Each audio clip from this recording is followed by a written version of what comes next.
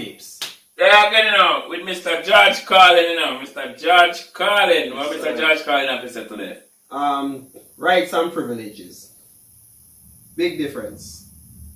So, Rights and privilege. so what on there? I want to touch on the government, because if the government Yeah. That's where rights and privilege come from, but the government allows that. So we just want to see what he's going to touch on where that is concerned. So you didn't know, so you come under that, you know what's going on, no? No, you get privileges, not rights. I tell people that a lot. We don't have rights, we have privileges. They allow us to do certain things. Limited. Alright. Yeah, bars the dead, Dupree. Yeah, bars that's It's another one of these civic customs. Swearing on the Bible. You understand that shit? They tell you to raise your right hand, place your left hand on the Bible. Does this stuff really matter? Which hand? Does God really give a fuck about details like this? Suppose you put your right hand in the Bible, you raise your left hand. Would that count? Or would God say, sorry, wrong hand, try again? And why does one hand have to be raised? What is the magic in this gesture? This seems like some sort of a primitive voodoo mojo shtick. Why not put your left hand on the Bible, let your right hand hang down by your side? It's more natural. Or put it in your pocket. Remember what your mother used to say? Don't put your hands in your pockets. Does she know something we don't know? Is this hand shit really important? Well, let's get back to the Bible, America's favorite national theatrical prop. Suppose the Bible they hand you to swear on is upside down, or backward, or both, and you swear to tell the truth on an upside down backward Bible. Would that count? Suppose the Bible they hand you is an old Bible and half the pages are missing. Suppose all they have is a Chinese Bible in an American court, or a Braille Bible and you're not blind. Suppose they hand you an upside down backward Chinese Braille Bible with half the pages missing.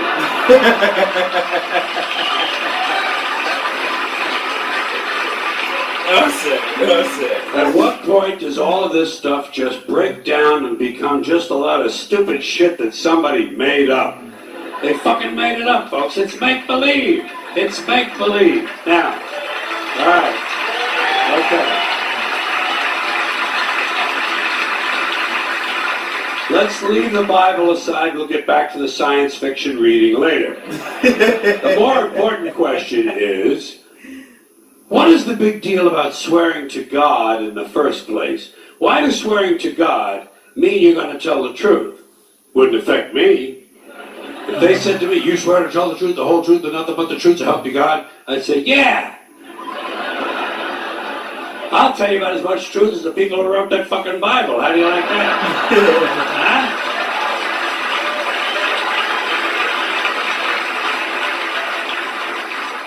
Swearing on the Bible doesn't mean anything. It's kids. Swearing to God is kid stuff. Remember when you were a kid, if you told another kid something he didn't quite believe, he'd say, you swear to God?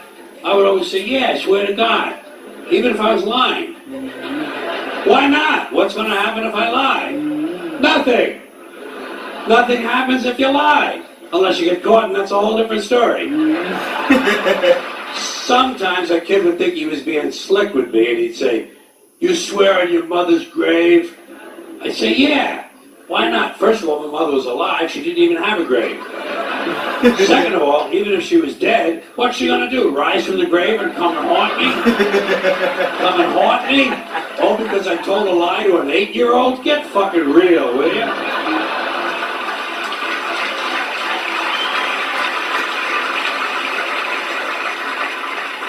Sometimes I would say, I swear on my mother's tits.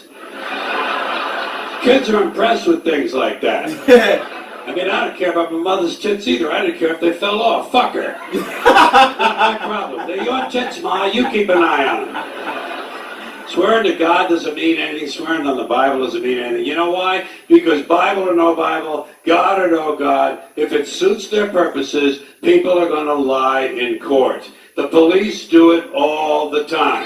All the time. Yes, they do. It's part of their job to protect, to serve, and to commit perjury whenever it supports the state's case.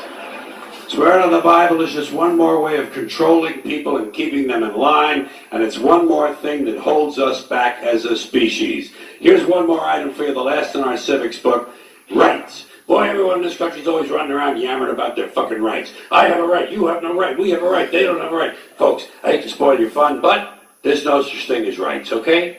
They're imaginary. We made them up, like the boogeyman. The Three Little Pigs, Pinocchio, Mother Goose, shit like that. Rights are an idea. They're just imaginary. They're a cute idea. Cute. But that's all. Cute and fictional. But if you think you do have rights, let me ask you this. Where do they come from? People say, well, they come from God. They're God-given rights. Oh, fuck, here we go again. Here we go again. The God excuse. The last refuge of a man with no answers and no argument.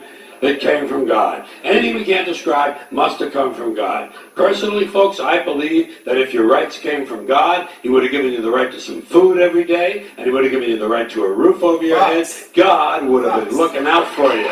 God would have been looking out for you. You know that? He would have been worried about making sure you have a gun so you get drunk on Sunday night and kill your girlfriend's parents. But let's say it's true. Let's say God gave us these rights. Why would He give us a certain number of rights? The Bill of Rights of this country has 10 stipulations, okay? 10 rights. And apparently God was doing sloppy work that week because we've had to amend the Bill of Rights an additional 17 times. So God forgot a couple of things, like slavery. Just fucking slipped His mind. But let's say God gave us the original 10. He gave the British 13. The British Bill of Rights has 13 stipulations. The Germans have 29. The Belgians have 25. The Swedish have only 6. And some people in the world have no rights at all. What kind of a fucking goddamn God-given deal is that? No rights at all? Why would God give different people in different countries different numbers of different rights? Boredom? Amusement? Bad arithmetic? Do we find out at long last after all this time that God is weak in math skills? Doesn't sound like divine planning to me.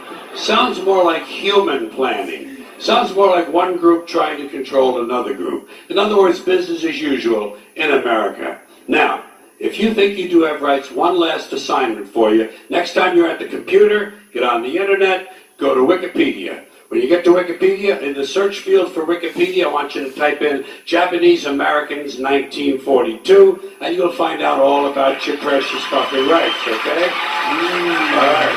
You know about it. You know about it. Shit. Yeah. In 1942, there were 110,000 Japanese American citizens and good-standing, law-abiding people who were thrown into internment camps simply because their parents were born in the wrong country. That's all they did wrong. They had no right to a lawyer, no right to a fair trial, no right to a jury of their peers, no right to due process of any kind. The only right they had, right this way, into the internment camps. Just when these American citizens needed their rights the most, their government took them away. And rights aren't rights if someone can take them away. They're privileges. That's all we've ever had in this country is a bill of temporary privileges. And if you read the news badly, you know that every year... Key word. Our privilege, but temporary. You can't get taken away in the moment. Damn. So when they explain like that, Mr. Carl, it gets shorter and shorter and shorter. You see how it's doing?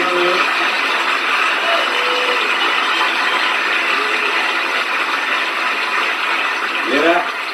Sooner or later, the people in this country are going to realize the government does not give a fuck about them. Government doesn't care about you or your children or your rights or your welfare or your safety. It simply doesn't give a fuck about you. It's interested in its own power. That's the only thing. Keeping. Me hear this before somewhere. Me hear this part here, you know, like on some a rapper, maybe at the end of one song or the beginning of one song.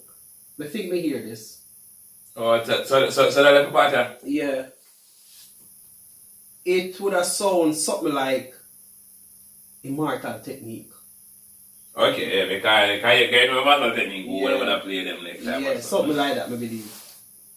or your safety. It simply doesn't give a fuck about you. It's interested in its own power. That's the only thing, keeping it and expanding it wherever possible. Personally, when it comes to rights, I think one of two things is true. I think either we have unlimited rights or we have no rights at all.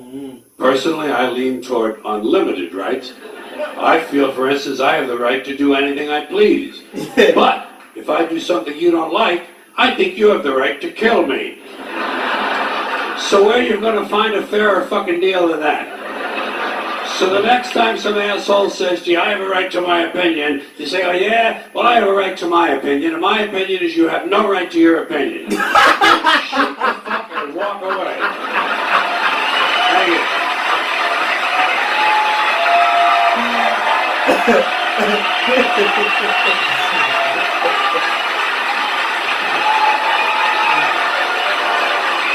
Sir!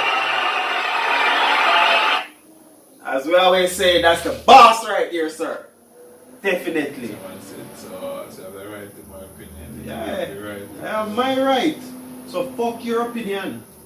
See, if I have the right to say fuck your opinion, because your opinion this doesn't count.